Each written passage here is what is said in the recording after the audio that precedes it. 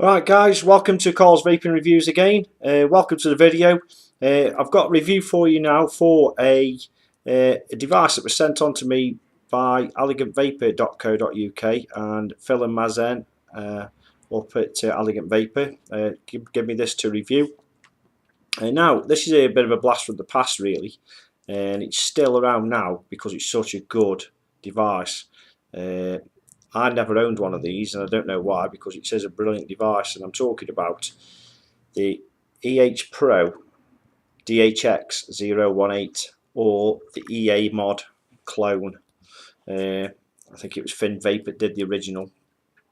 Now we'll open the box. Normally EHpro style box. We open it up and we get greeted with the device, which is a 23mm stainless steel telescopic device.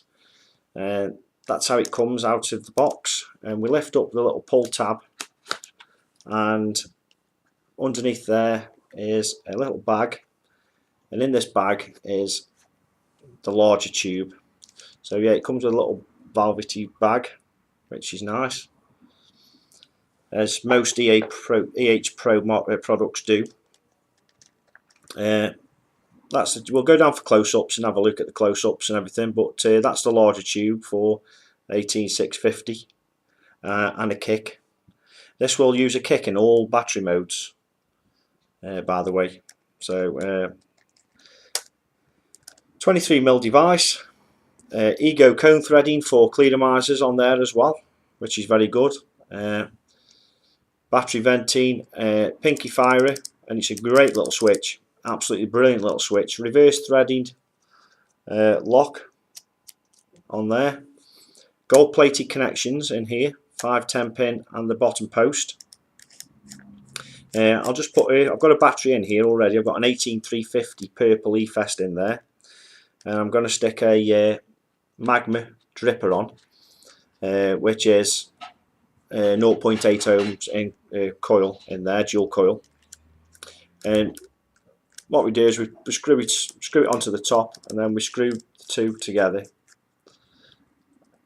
and that's how it looks in 18350 mode with the Magma on. And it's a great device. I love the pinky button at the bottom. We'll take a toot on it, show you how it performs with the Magma on.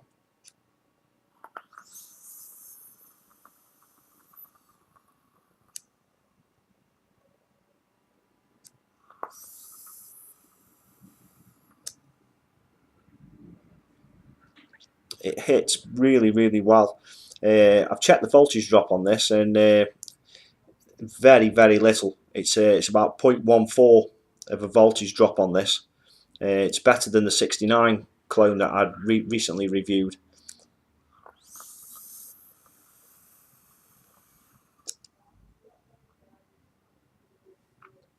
Brilliant bit of kit. I'll talk through the sizings of the size of this in my close-ups, but what we'll do now is we'll go down to the table, down to the floor should I say, and have a look at it in close-up and show you all the bits and pieces. So we'll see you down at the floor. Alright guys, here we are close up with the device.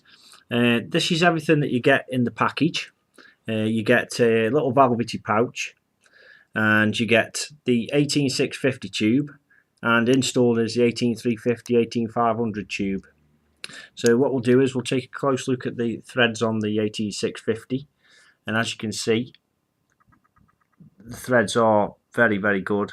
A few black bits in there, but I haven't polished this or anything yet, but the threading is perfect. Absolutely perfect. Not much really to say about the 18650 tube. It's all stainless steel, nice solid. And we'll take this off apart, and we'll take the center tube out, and that's the 18350 and 18500 tube. Again, the threads nice, It's a nice bit of kit, this is. Really nice. So that's the 18350 tube. Now, the top cap comes away from the top of the outer section of the device, the outer section of the tube. Threading in there again is beautiful. No complaints about the threading on this at all. That's threaded all the way through, by the way. And what we've got here on the top cap is got airflow channels, 4 of them, and we also have ego cone threading on there, so you can attach your clear misers. There's ego cone threading around the outside of there, so you can attach mini pro tanks and the CE4s and stuff like that. This is a floating 510, gold plated. It's got some sort of gold plating on there. That's the pin. Quite long. You can cut a little bit off this pin to shorten the device down slightly. That's the dowelling insulator. That's push fit into there. So what you do is you push the pin in, and it does stick out quite a distance. I'll show you on when it focuses. So it does stick out quite a bit, but when you've got an atomizer on there, it just pushes that down. So we'll try that with this is just a magma, which I'm just going to thread onto there like that, and then that's how much is sticking out of the bottom pin.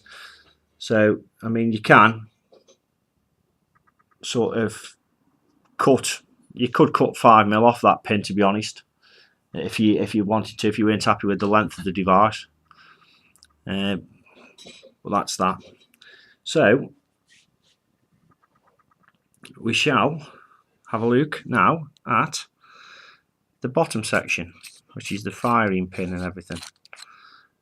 What we've got here is the bottom section that comes off, and we've got 3 vent holes in there for battery venting, and that's the bottom of the device. Finish on it is superb finish on it. Let's just get it into focus. But yeah, it is superb finish. And then you've got a gold plated pin again. That does unscrew from the bottom here with a pair of pliers if need to, but it's easy to just clean it up when it's in situ. And then what happens, we'll put this back together, screw it back into the bottom, is in there, and get some focus, some light. When you push this pin, it makes contact with that gold plated post. This is a brass pin, by the way, that's in there, and every time you press it, it makes contact. If you want to lock it, you turn this nailed ring clockwise like so, and then it won't fire at all. So we unlock it by turning it anti-clockwise and fire it, and that's how it makes the circuit. The battery is always in contact with that big center, with that post in the middle there, the gold plated post. So what we'll do is we'll put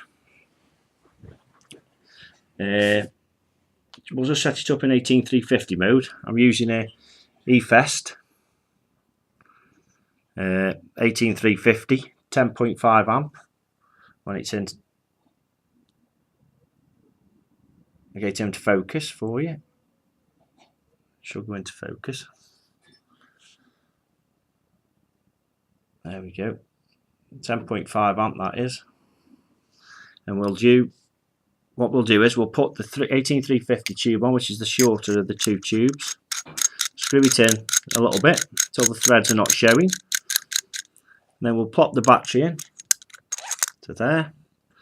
We'll get our top section of the outer section of the tube Screw that on.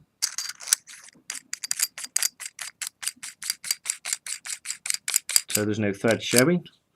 And we'll get to our magma and top cap, which is already, always put your atomizers on to the top cap first, and then we'll screw that onto the top,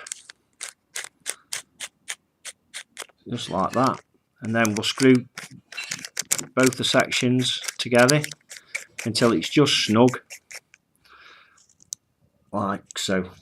And then that's the device in 18350 with a magma, and as you can see, it's lovely. Now in that mode, with a flat top E-Fest, it's 74mm in length. With a nipple top, it's 75mm. So between the flat top and nipple tops, there's about a mil and a half in length difference. But this gap here on the device, if you cut 5-6 mil off the pin, which you are able to do, and still get it to fire, you could shorten that, you could close that gap up even more and make it a little bit shorter.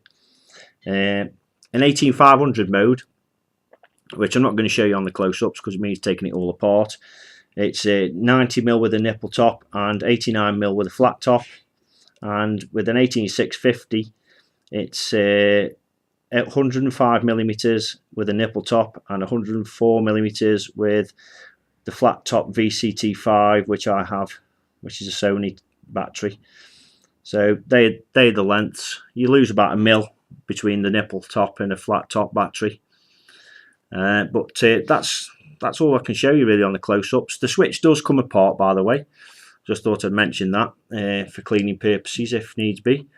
There's a lot of spring in there, so be careful when you do take it apart. But that's the close-up, so we'll go back up to the top, we'll have a vape on it and a talk about it, and see you up at the top. Thank you. Alright guys, welcome back up to the top. I've just gone and reached for my mini air tank, Kanga air tank, to put it on the to attach it to the Ego cone thread in there, just to show you.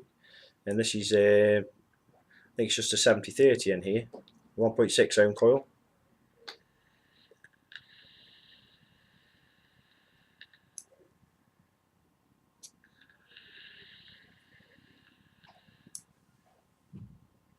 As you can see, it still it does work with them kind of cleanomizers as well as your what you would call the normal ones that you would put on here, like your drippers and your K-funds and stuff. So we'll take that off and put my magma back on again. My go-to dripper at the moment. Fantastic dripper, absolutely fantastic bit of kit. So we'll just unscrew it slightly. I've got an 18500 in here now, and we'll have a quick toke.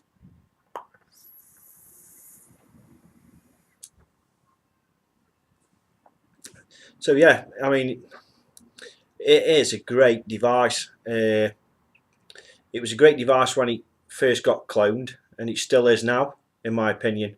If you like your telescopic devices, this is up there with the best of them. The voltage drop's minimal. The button is really good. Never misses a beat. Never misfires. I've never had it misfire on me yet, and I've had it for about a week or so now, and it's just not misfired once on me. Stainless steel throughout. Gold-plated contacts. Easy to fire button, like I said. It is a 23mm device, so you will get a bit of a, show you, you will get a bit of a step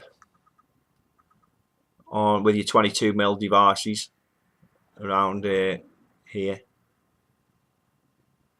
around there. But apart from that, it's a great device. One last toke and then we'll wrap it up.